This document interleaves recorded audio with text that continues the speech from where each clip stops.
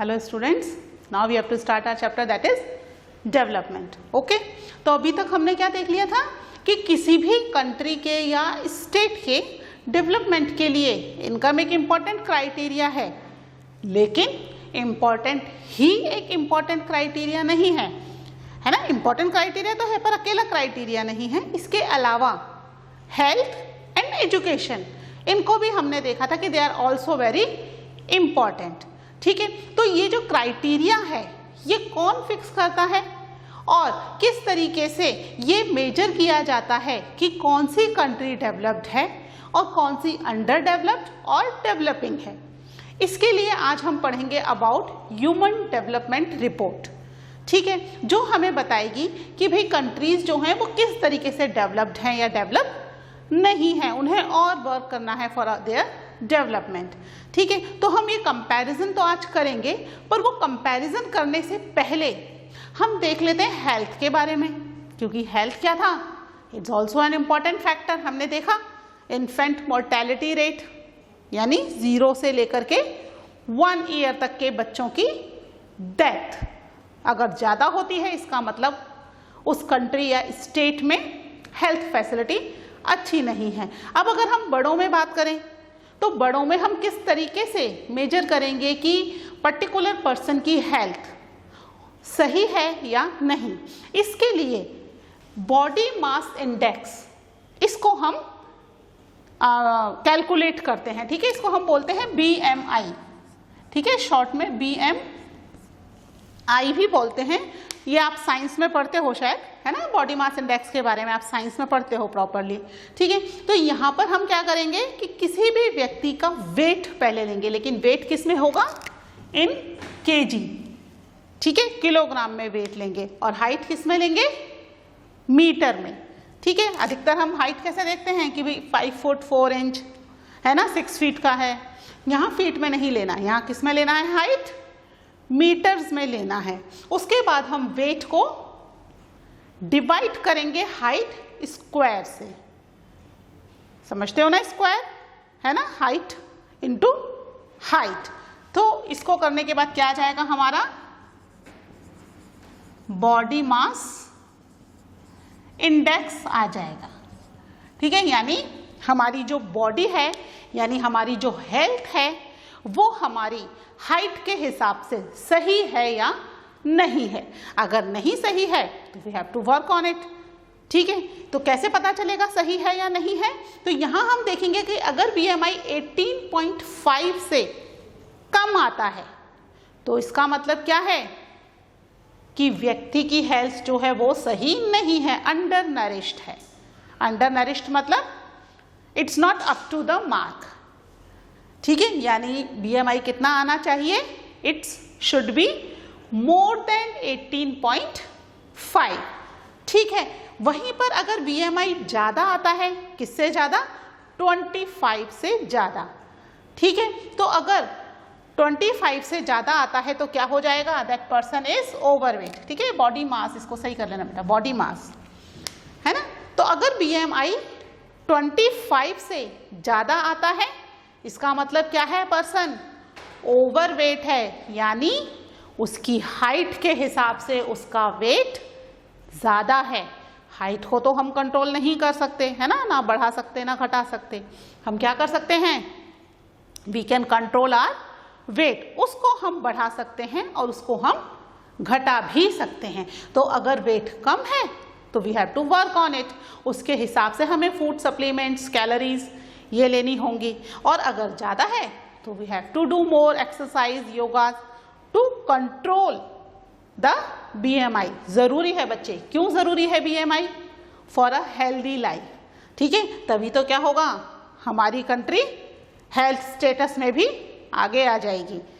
ठीक है, तो ये हर व्यक्ति के लिए इम्पॉर्टेंट है। आप अपना खुद का BMI कैलकुलेट कर सकते हो और देख सकते हो कि आप ओवरवेट हो या अंडर नरिश्ड हो।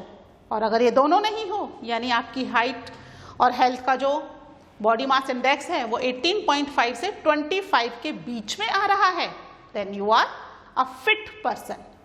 ठीक है, तो आप इसको अपने लिए भी कैलकुलेट करना। ठीक है, और ये चीज़ समझ में आ गई। इसको एक बार आप नोट डाउन कर लो, फिर हम पढ़ते हैं about the human development report. Okay okay students, तो अब आपके सामने नेक्स्ट कंटेंट है अपना ह्यूमन डेवलपमेंट रिपोर्ट का। तो ह्यूमन डेवलपमेंट रिपोर्ट जो है वो कौन पब्लिश करता है? ठीक है, ये एक इंटरनेशनल ऑर्गेनाइजेशन है, UNDP। ठीक है, फुल फॉर्म क्या है UNDP की? United Nation Development Programme. ठीक है, ये क्या कर रहा है? एक डेवलपमेंट प्रोग्राम बना रहा है फॉर द होल वर्ल्ड। ठीक है, वर्ल्ड की सभी कंट्रीज के लिए। इसके अंदर में अभी लगभग 189 कंट्रीज हैं जो कि क्या कर रही हैं, ये बता रहा है कि वो कंट्रीज कितनी डेवलप्ड हैं या कितनी अंडर डेवलप्ड हैं या डेवलपिंग है। अंडरस्टूड? तो यहां पर ये किसके हिसाब से उन कंट्रीज को मेजर करेगा कि ये कंट्रीज डेवलप्ड हैं या नहीं है? इसके लिए कुछ क्राइटेरिया फिक्स हैं, जैसे कि हेल्थ एक क्राइटेरिया है, नेक्स्ट क्राइटेरिया हमारा एजुकेशन है और इनकम है। ठीक है, किसके एक बेस पर कंपेयर कर रहा है? Health, education level, health, education level and status of per capita income. Per capita income के बारे में हम पढ़ चुके हैं, है ना? तो इनके हिसाब से यूनाइटेड नेशन डेवलपमेंट प्रोग्राम जो है वो कंपेयर करके बता रहा है कि कौन सी कंट्री डेवलप्ड है और कौन सी कंट्री डेवलपिंग है। समझ में आ रही है बात? ठीक है, यही कंपैरिजन हमने कब किया था? जब हमने इंडिया के 3 स्टेट्स को आपस में कंपेयर किया था। कौन कौन से 3 स्टेट थे? हरियाणा, केरला एंड बिहार। ठीक है, इनकम के मामले में हरियाणा आगे था, लेकिन हेल्थ और एजुकेशन के मामले में अगर हम कंपेयर करें तो कौन आगे था? केरला आगे था। ठीक है, यानी अगर हम प्रॉपर कंपैरिजन करें सभी चीजों का तो इनकम के हिसाब से तो हरियाणा डेवलप होना चाहिए, लेकिन ओवरऑल डेवलपमेंट में केरला वाज द स्टेट जो कि पूरा डेवलप्ड था। यही हमने कंपेयर किया था ना अपने लास्ट लेक्चर में। जबकि बिहार तो सभी चीजों में पिछड़ा हुआ था, सभी चीजों में that was lacking behind. Understood? तो यहां पर अब हम कंट्रीज का भी कंपैरिजन करेंगे। ठीक है, इसी पेज पर आपके नीचे टेबल 1.6 दी हुई है। ठीक है, वो टेबल 1.6 क्या बता रही है? Comparison of India and it's neighbouring countries. ठीक है, तो हम यहां पर इंडिया और उसकी नेबरिंग कंट्रीज का कंपैरिजन करेंगे। ठीक है, यूनाइटेड नेशन डेवलपमेंट प्रोग्राम से जो रिपोर्ट आती है उसको हम कहते हैं ह्यूमन डेवलपमेंट रिपोर्ट या ह्यूमन डेवलपमेंट इंडेक्स। ठीक है, जिसे शॉर्ट में हम HDI भी कहते हैं। ठीक है, शॉर्ट में क्या बोलेंगे? HDI। ठीक है, कई सारे क्वेश्चंस भी आते हैं इसमें HDI रैंकिंग के ऊपर में। तो HDI रैंकिंग में हम हमेशा किसको कंपेयर करेंगे? हम कंपेयर करेंगे to the nation, not the states, क्योंकि ये क्या है? ये एक इंटरनेशनल ऑर्गेनाइजेशन है। अंडरस्टूड? तो ये इंटरनेशनल ऑर्गेनाइजेशन के हिसाब से हम इसका कंपैरिजन करेंगे। ठीक है, तो एक बार आप इस पॉइंट को लिख लो, उसके बाद मैं आपके लिए वो टेबल ड्रॉ कर देती हूँ। ठीक है, उस टेबल के हिसाब से हम देखेंगे कि कौन सी कंट्री जो है वो आगे है और कौन सी कंट्री पीछे है।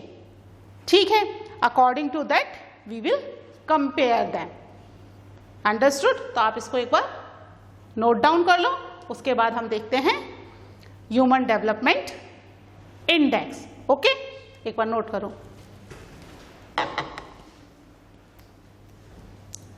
Okay students, now we have to start our table 1.6. ठीक है, टेबल 1.6 में जो डाटा है वो किसका दिया हुआ है? That is of the neighbouring countries of India. India का है और इंडिया की नेबरिंग कंट्रीज का है। ठीक है, कुछ कंट्रीज को हमने इंडिया के साथ कंपेयर किया है अकॉर्डिंग टू दैट, किसके हिसाब से करेंगे हम? इनकम, हेल्थ एंड एजुकेशन, ये 3 क्राइटेरिया ही मेन हैं, ठीक है, टू कंपेयर द कंट्रीज। तो हम यहाँ पर इंडिया के साथ कुछ नेबरिंग कंट्रीज को कंपेयर करेंगे। आपकी बुक में जो टेबल है अगर वो 2017 की है तो ठीक है, आप इससे एक बार कंपेयर कर लीजिएगा। अगर वो 2017 की नहीं है और आपकी बुक पुरानी है तो बच्चे उसको एक बार करेक्ट कर लेना। ये रीसेंट डाटा है जो आज मैं आपको दे रही हूँ, ठीक है। You have to make it properly in your notebook. Already है बुक में तो कोई दिक्कत नहीं है, ठीक है। चलिए हम देखते हैं टेबल 1.6 में कुछ डाटा दे रखा है किसका? Regarding India and it's neighbours. किस ईयर का है? इट इज द ईयर 2017, ठीक है, 2017 का है। वहीं हमारे पास HDI रैंकिंग जो है वो 2018 की है, ठीक है। इसमें हम कंपेयर करेंगे नेबरिंग कंट्रीज को, इंडिया और उसकी नेबरिंग कंट्रीज। साथ में हम करेंगे ग्रॉस नेशनल इनकम, ठीक है। नेशनल इनकम मतलब वही हमारा पर कैपिटा इनकम, यानी इनकम एक इंपॉर्टेंट क्राइटेरिया है, तो हम उसको कंपेयर करेंगे। यह इनकम हमारी कब की है? हमारे पास ये जो डाटा है इनकम का that is of 2011, PPP dollar, ठीक है, ये डॉलर में है डाटा। और PPP क्या है? ये that is basically purchasing power parity, ठीक है, यानी कि उस कंट्री की जो परचेजिंग पावर है that is according to this income, ठीक है। अब हम देखते हैं next, life expectancy at birth. Birth लेने के बाद कितनी एज तक एक व्यक्ति की लाइफ होती है, यानी लगभग एक एवरेज लाइफ कितनी होगी एक व्यक्ति की। हमने पहले क्या देखा था? Infant mortality. Infant mortality is different, life expectancy अलग है। इन्फेंट मोर्टेलिटी क्या था?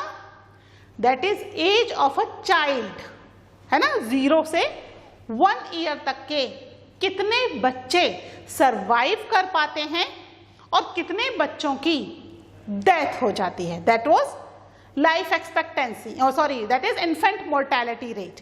ये क्या है? लाइफ एक्सपेक्टेंसी क्या है?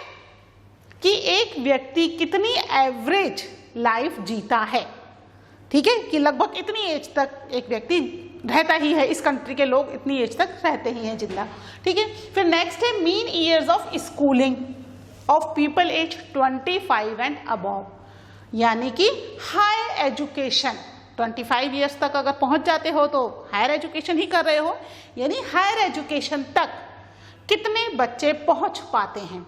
बहुत सारे बच्चे उससे पहले ही ड्रॉप आउट कर जाते हैं फॉर वेरियस रीजंस, या तो उनके एक फैमिली प्रॉब्लम है या कुछ और रीजंस हैं जिसकी वजह से वो ड्रॉप आउट कर जाते हैं, ठीक है। तो इनकम, हेल्थ एंड एजुकेशन के हिसाब पर HDI रैंकिंग निकाली गई है ऑफ द वर्ल्ड, ठीक है, पूरे वर्ल्ड की।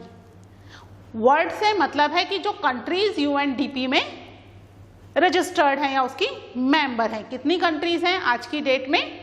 189, यानी ये डाटा किसका है? Out of 189 countries in all, ठीक है।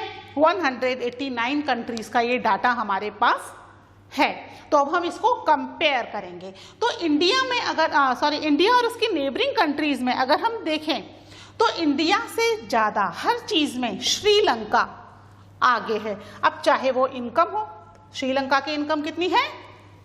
11,326। वहीं अगर हम इंडिया की देखें तो the income of India is only 6,353, यानी श्रीलंका से बहुत ही हम पीछे हैं, इंडिया उससे बहुत पीछे हैं। वहीं अगर लाइफ एक्सपेक्टेंसी देखी जाए तो लाइफ एक्सपेक्टेंसी में श्रीलंका में हर व्यक्ति लगभग 75.5 ईयर्स तक उसकी लाइफ होती है, इतना तो जीता ही है एक व्यक्ति। वहीं अगर हम इंडिया की देखें तो 68.8 ही है, राउंड फिगर में भी कर लें तो 69 हो जाएगी। तो इंडिया में जो व्यक्ति है वो श्रीलंकन पीपल के कंपैरिजन में कम जी रहा है, कम लाइफ है उसकी, ठीक है। वही हम अगर स्कूलिंग का देखें तो वहां पर 10.9% स्टूडेंट्स जो है वो हायर एजुकेशन ले रहे हैं, वही इंडिया में ये डाटा 6.4 ही पहुंच रहा है। तो इसके हिसाब से इन तीनों क्राइटेरिया के हिसाब से हम क्या निकाल रहे हैं, HDI रैंकिंग निकाल रहे हैं। तो श्रीलंका की निकल रही है 76 और इंडिया की कितनी पहुंच गई, 130, बहुत पीछे है, बीच में बहुत सारी दूसरी कंट्रीज आ गई है ना। हम केवल इंडिया और नेबरिंग कंट्री की बात कर रहे हैं इसलिए वो नहीं आ रही हैं। अगर हम पूरे वर्ल्ड की बात करेंगे तो बीच में बहुत सारी कंट्रीज आ जाएंगी, ठीक है। फिर हम देखते हैं हमारी दूसरी neighbouring countries that is Myanmar, Pakistan, Nepal and Bangladesh. अगर इन तीनों में कंपैरिजन करें तो म्यांमार जो है वो उसकी इनकम ज़्यादा है कंपैरेटिव टू द पाकिस्तान, लेकिन पाकिस्तान, नेपाल और बांग्लादेश में कंपैरिजन करें तो पाकिस्तान की इनकम ज़्यादा है। वहीं केवल हम नेपाल और बांग्लादेश में कंपैरिजन करें तो बांग्लादेश की इनकम ज़्यादा है नेपाल से, ठीक है।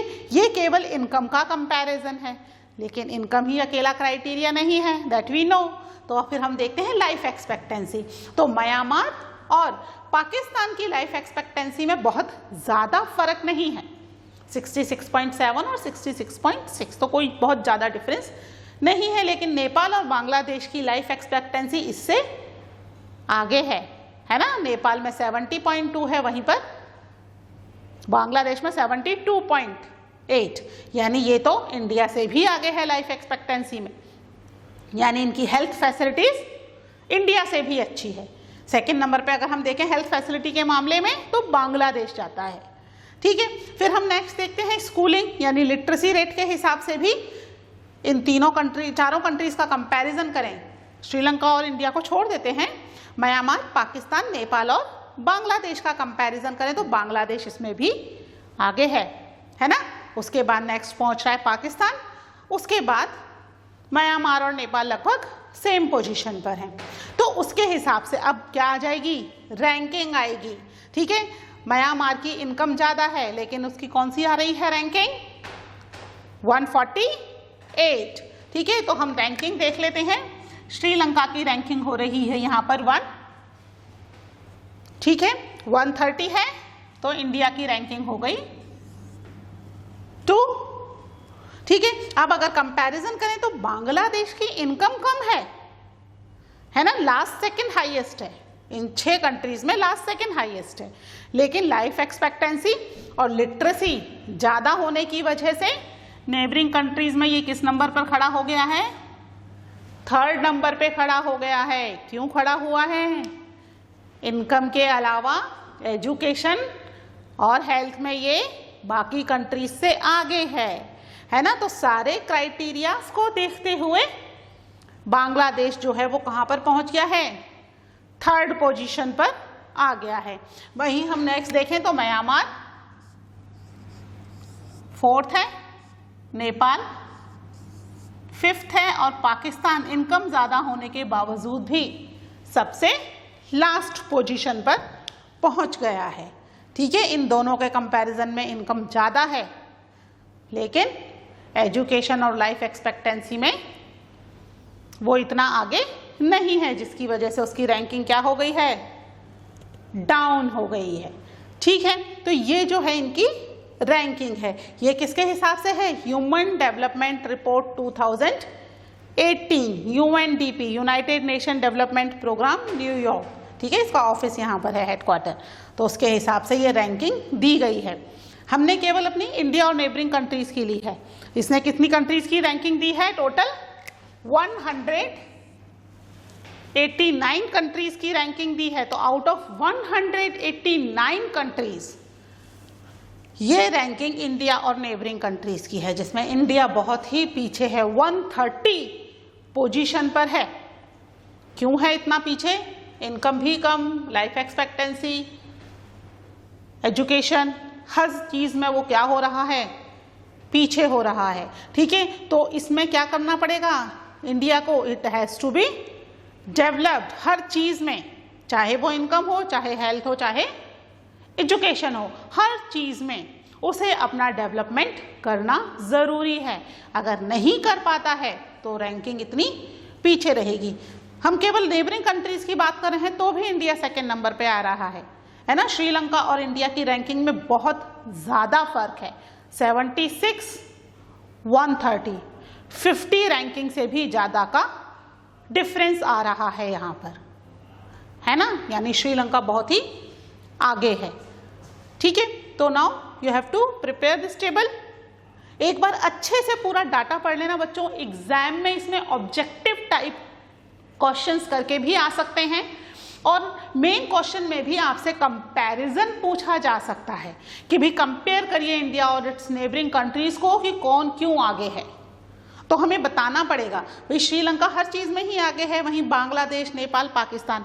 डाटा नहीं भी दोगे तो एटलीस्ट आपको आइडिया तो होना चाहिए, ठीक है, कि कौन सी कंट्री किस चीज में आगे है। और एटलीस्ट HDI रैंकिंग तो आप अच्छे से एक बार लर्न कर ही लेना, ठीक है। नाउ नोट डाउन इट, फिर इसके 1-2 पॉइंट्स और हैं that we will discuss. Okay students, now वो टेबल जो है उस टेबल में हमने 3 क्राइटेरियाज लिए हैं। बहुत सारे दूसरे क्राइटेरियाज भी UNDP को सजेस्ट किए जाते हैं कि भाई आप इन क्राइटेरियाज को भी लो, क्यों केवल एजुकेशन, हेल्थ और इनकम, इन 3 क्राइटेरिया पर ही क्यों काम कर रहे हो।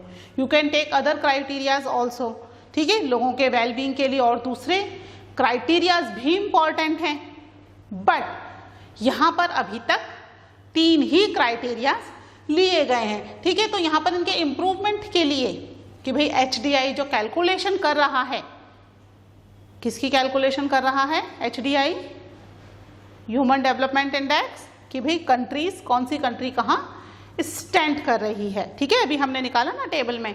तो इसके लिए कई सारे नए नए कंपोनेंट्स भी ऐड करने की उससे सजेशन दिए जा रहे हैं time to time by the different countries कि भाई आप इन क्राइटेरियाज को भी इम्प्रूव करो, ठीक है। इंफ्रास्ट्रक्चर भी हो सकता है उसमें, सैनिटेशन फैसिलिटी भी हो सकती है उसमें, फूड फैसिलिटी भी हो सकती है उसमें, ठीक है, बहुत सारी दूसरी फैसिलिटीज भी इंक्लूड की जा सकती हैं। लेकिन यहाँ पर क्या किया गया है, उसने क्लियरली कर दिया है कि यहाँ पर लोगों की इनकम, हेल्थ और एजुकेशन, इन 3 क्राइटेरिया पर ही अभी तक HDI अपनी रैंकिंग दे रहा है, ठीक है। ऐसे अगर इंक्लूड करने लग गए तो there are lots of criterias, endless है क्राइटेरियाज, है ना। तो इतने सारे क्राइटेरियाज के हिसाब से अगर HDI रैंकिंग की तो बहुत लंबा टाइम लग जाएगा। ये तो लगभग हर साल होती है, ठीक है। तो हर साल अगर हो रही है ये HDI रैंकिंग तो केवल 3 क्राइटेरियाज पर ही काम कर सकते हैं, ठीक है। जैसे कि अगर हम देखें एजुकेशन, तो एजुकेशन में भी वो किस पर काम कर रही है, हायर एजुकेशन पर काम कर रही है। जबकि हम कंट्री में अपनी देखें तो अपनी कंट्री में हम किस पर काम कर रहे हैं, केवल लिटरेसी रेट पर कि एक व्यक्ति पढ़ना लिखना जानता है या नहीं। फर्क है ना दोनों में, लिखना पढ़ना जानने में और हायर एजुकेशन होने में, ठीक है। तो यहाँ पर HDI जो है वो किस पर काम कर रहा है, हायर एजुकेशन पर काम कर रहा है। जबकि हमारी कंट्री में तो अभी सारे लोग ही लिटरेट नहीं हैं। तो कंट्री किस पर काम कर रही है, to provide the education to each and everyone, हर व्यक्ति को एजुकेशन मिले, ठीक है। दोनों के कंपैरिजन में मैं आपको डिफरेंस बता रही हूँ, आप डिफरेंस देख लीजिए कि जो कंट्री कर रही है वो किस पर कर रही है। कंट्री हमने जो देखा ना पंजाब, हरियाणा, केरला का, किस पर देखा, लिटरेसी रेट, यानी पढ़े लिखे लोग, 7 ईयर्स एंड अबव वाले कितने लोग पढ़े लिखे हैं, है ना। लिखना पढ़ना, अगर कोई भी एक लैंग्वेज वो सही से लिखना पढ़ना जानते हैं, दे आर लिटरेट। और HDI क्या कर रहा है, it is an international organisation, ये किस पर कर रहा है काम, ऑन द हायर एजुकेशन, ठीक है। तो यानी लिटरेसी लेवल यानी एजुकेशन लेवल में दोनों में फर्क है, कंट्री में और इंटरनेशनल लेवल में। वहीं अगर हम हेल्थ की बात करें तो कंट्री किस पर काम कर रही है, इन्फेंट मोर्टेलिटी रेट पर। इन्फेंट मोर्टेलिटी रेट मतलब छोटा बच्चा 0 से 1 ईयर तक की एज का बच्चा, यानी उसकी मदर और वो बच्चा हेल्दी है या नहीं। अगर मदर हेल्दी है तो 0 से 1 ईयर तक का बच्चा भी हेल्दी होगा। अगर नहीं है mother healthy, mother under nourished है, तो बच्चा भी अंडर नरिश्ड होगा और वो सर्वाइव नहीं कर पाएगा। तो हम तो यहाँ ग्रास रूट लेवल से काम कर रहे हैं, बचपन में एकदम इन्फेंट को देख रहे हैं। वहीं जो इंटरनेशनल लेवल पर काम हो रहा है वो किस पर काम हो रहा है? लाइफ एक्सपेक्टेंसी, यानी एक व्यक्ति कितना जीता है अपने बर्थ से लेकर के, ठीक है। 0 से 1 ईयर तक की एज का ही सर्वाइवल नहीं, टोटल सर्वाइवल देख रहे हैं, ठीक है। तो दोनों में फर्क है। कंट्री के जो हम देख रहे हैं डेवलपमेंट रिपोर्ट जो निकाल रहा है कंट्री, वो भी है हेल्थ और एजुकेशन पर, लेकिन वो किसके हिसाब से है? वो ग्रास रूट लेवल पर है, भी शुरुआती लेवल पर कर रहे हैं कि भाई पहले 100% व्यक्ति पढ़े लिखे हो जाए, फिर हायर एजुकेशन पर काम करना शुरू करेंगे। लेकिन बहुत सारी कंट्रीज ऐसी हैं जहां हर व्यक्ति पढ़ा लिखा है, तो इंटरनेशनल लेवल पर केवल पढ़ा लिखा होना, लिटरेसी रेट पर काउंटिंग नहीं की जा सकती, इसलिए वो किस पर कर रहे हैं? हायर एजुकेशन पर इस रिपोर्ट को डेवलप कर रहे हैं, ठीक है। वहीं हमारी कंट्री में बहुत सारे पुअर फैमिलीज ऐसी हैं जो अंडर नरिश्ड हैं, जो कि प्रॉपर उनको फूड नहीं मिल पा रहा है, ठीक है। तो कंट्री उनके लिए काम कर रही है कि पहले उनको तो फैसिलिटीज प्रोवाइड करें, लाइफ एक्सपेक्टेंसी तो अपने आप बढ़ जाएगी जब बच्चा जो है वो सरवाइव तो कर पाए। अगर बच्चा सरवाइव ही नहीं कर पाएगा तो हायर एज कैसे जिएगा? हायर एज तक जाने के लिए उसको 0 से 1 ईयर तक का सर्वाइवल जरूरी है, ठीक है। तो कंट्री काम कर रही है इन्फेंट मोर्टेलिटी पे। वहीं पर दूसरी कंट्रीज में ये सारे क्राइटेरिया फुलफिल हैं, तो वो किस पर काम कर रहे हैं? हाईएस्ट एज कितनी जी रहा है एक व्यक्ति, ठीक है। दोनों का कंपैरिजन हो रहा है हेल्थ एंड एजुकेशन पर ही, but the criteria is different, ठीक है। अब ध्यान रखना, क्योंकि कई बार पूछा जाता है कि भाई स्टेट में हो रहा है तो किस बेस्ड पर है? That is infant mortality rate and literacy rate and per capita income, income तो है ही एक क्राइटेरिया। वहीं पर अगर कंट्रीज में कंपैरिजन हो रहा है HDI रैंकिंग के अकॉर्डिंग, तो किसके अकॉर्डिंग कंपैरिजन हो रहा है? That is higher education and life expectancy, ठीक है। कंपैरिजन दोनों का डिफरेंट है, फर्क है दोनों में, है दोनों हेल्थ एजुकेशन के हिसाब से ही, ठीक है। तो यहाँ पर मेन जो कंपोनेंट ले रखे हैं HDI ने भी वही ले रखे हैं जो किसी कंट्री ने ले रखे हैं, but it is according to their need के हिसाब से उन्होंने इसको चेंज कर दिया है, ठीक है। तो आप इन पॉइंट्स को भी एक बार नोट कर लो। इसके बाद हमारा नेक्स्ट टॉपिक वो हम देखेंगे in the next lecture. Till now take care, bye.